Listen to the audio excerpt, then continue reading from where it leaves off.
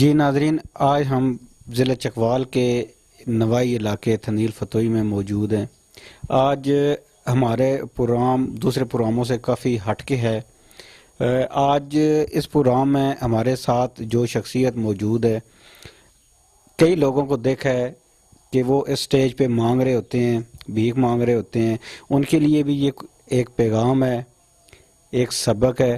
اور جو لوگ نشہ کر کے روڈوں پہ مانگ رہے ہوتے ہیں اور جن کے ہاتھ پاؤں صحیح سلامت ہیں، ان کے لیے بھی یہ ایک پیغام ہے۔ جو بھیک مانگ رہے ہوتے ہیں وہ خدا را بھیک نہ مانگیں، اللہ تعالیٰ رزق دینے والا ہے۔ اور یہ شخصیت اسی حوالے سے آج ہمارے ساتھ موجود ہیں۔ ہم ان سے احوال جانتے ہیں اور آپ تک ان کا پیغام پہنچانے کی کوشش کرتے ہیں۔ السلام علیکم۔ وعلیکم السلام سر جی، موسٹ ویلکم۔ آپ کا نام؟ میرا نام سر محمد عزیز ہے اور میں اسی گاؤں کا رہنے والا ہوں۔ اب میں اپنے گھر میں موجود ہوں۔ اللہ تعالیٰ نے مجھے جتنی نعمتوں سے نوازا ہے، میرا خیال ہے میں اس قابل نہیں تھا۔ اللہ تعالیٰ نے مجھے بہت ہی نوازا ہے۔ میرے دونوں ہاتھ قدرتی طور پر نہیں ہیں، دائیں ہاتھ کی تقریباً انگلیاں نہیں ہیں اور بایاں بازو آدھا ہے۔ اس کے باوجود میں نے تقریباً دنیا کے تمام کام کیے ہیں۔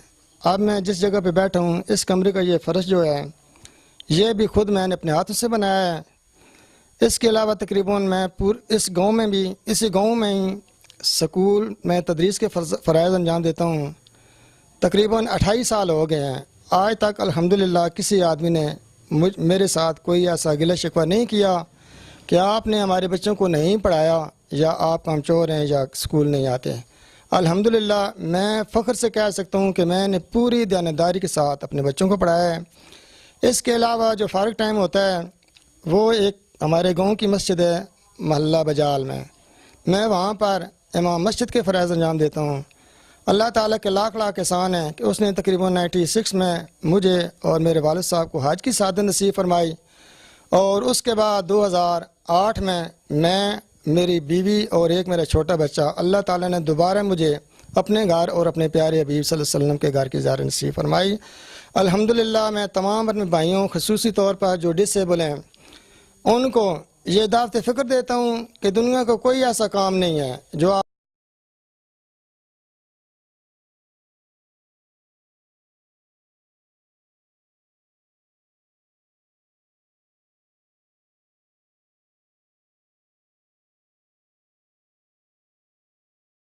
مجھے فخر ہے کہ میں خود بھی روزی اپنے ہاتھوں سے کماتا ہوں، اور میرے 5 بچے ہیں، 3 بیٹے ہیں، 2 بیٹیاں ہیں۔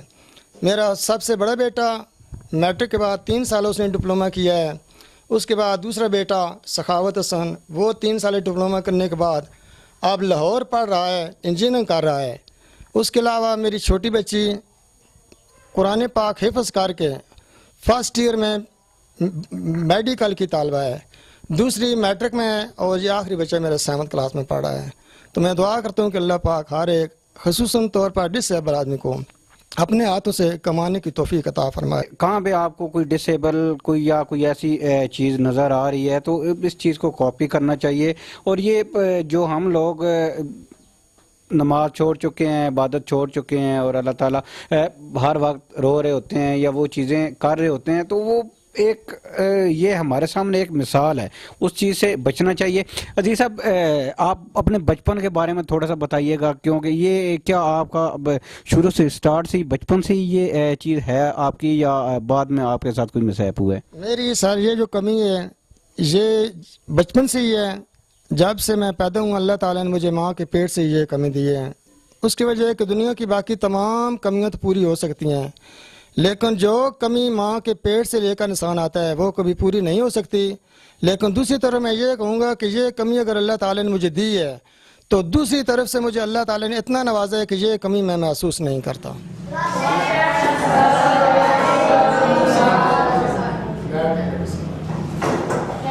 شہر چکوال میں اتنی ہجوم میں سائیکل چلا لیتا ہوں، اور دوسری سواری بھی پیچھے بٹھا کر بالکل آسانی کے ساتھ سائیکل چلا کر میں گھر تک آ جاتا ہوں۔ میں رکشے کا سہارا بہت کم لیتا ہوں اور دوسری سواریوں کا۔ میں نے باقاعدہ ایک اپنی سائیکل رکھی ہوئی ہے، پورے گھر کے جتنے اخراجات اور سودے وغیرہ ہیں وہ سر میں سائیکل پر ہی لاتا ہوں۔ میری سر تعلیم جو پیشہ ورانہ ہے وہ BA BEd ہے، اور میری اس کے علاوہ میں سکول میں تقریباً BA تک میری تعلیم ہے، ساتھ میں نے BA ایڈ بھی کیا ہوا ہے۔ الحمدللہ گاؤں کے لوگوں نے مجھ پر اتنا ٹرسٹ کیا ہے اور مجھے اس قابل جانا ہے کہ میں ایک مسجد کی امامت کے فرائض انجام دوں۔ میں نے بارہا ان لوگوں کو کہا ہے کہ میں اس قابل نہیں ہوں، لیکن اس کے باوجود ان لوگوں نے مجھے اتنا پروٹوکول دیا ہے کہ انہوں نے مجھے اپنی محلے کی مسجد میں بطور امام مسجد مقرر کیا ہے، اور میں تقریباً جہاں تک ہو سکتا ہے باقاعدہ اس محلے کی مسجد میں لوگوں کو نماز ادا کراتا ہوں۔ عزیز صاحب، کوئی نعت یا کوئی ایسا کلام جو ہماری ناظرین کی نظر کریں، آپ کوئی گنگنا کے تھوڑا سا وہ؟ صلی اللہ علیہ یا رسول اللہ وسلم علیہ یا حبیب اللہ، یہ سب تمہارا کرم ہے آقا، یہ سب تمہارا کرم ہے آقا، کہ بات اب تک بنی ہوئی ہے، میں اس کرم کے کہاں تھا قابل، میں اس کرم کے کہاں تھا قابل، یہ حضور کی بندہ پروری ہے، یہ سب تمہارا کرم ہے۔ نو ڈاؤٹ یہ سب تمہارا کرم ہے آقا کہ بات اب تک بنی ہوئی ہے۔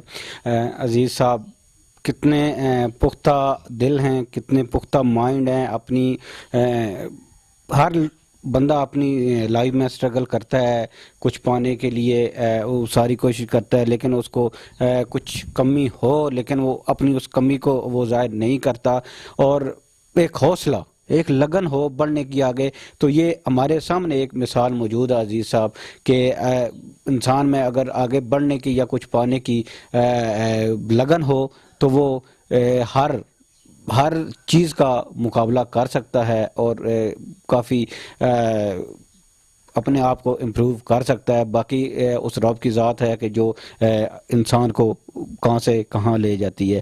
بہت اچھا لگا، بہت ہی اچھا لگا بات کر کے۔ اب ہم ان کے جو بچے ہیں یہاں پہ موجود ہیں ان سے بھی بات کر کے کہ یہ ایز اے والد کیسے ہیں عزیز صاحب گھر میں، تو ہم آپ کو ان کے بچوں سے ملواتے ہیں۔ انہوں نے آج دن تک ہمیں کسی بھی چیز کی کوئی کسی قسم کی کمی نہیں محسوس ہونے دی۔ آج دن تک انہوں نے بہت اچھی ہماری پرورش کی ہے، ہمیں جو چیز بولی ہے، جس چیز کی ہمیں تمنا ہوئی ہے، بغیر بولے بغیر کہے انہوں نے وہ لا کے دیا، اور بہت اچھی ہماری پرورش کی ہے۔ ہمیں بہت فخر ہے اپنے والد صاحب پہ۔ سر ایسی کوئی خاص بات نہیں ہے، زیادہ تر بچپن میں ہی غصہ ہوتے تھے جب ہم گھر میں نہیں پڑھتے تھے، اور یہ نماز وغیرہ کا بولتے تھے تو اس وجہ سے زیادہ غصہ ہوتے تھے۔ باقی اتنا خاص کوئی نہیں، بلا وجہ کبھی انہوں نے کوئی غصہ نہیں کیا، نہ ہی کسی بات پہ کچھ ڈانٹا ہے۔ دنیا کا کوئی ایسا کام نہیں ہے جو یہ نہیں کر سکتے ہیں۔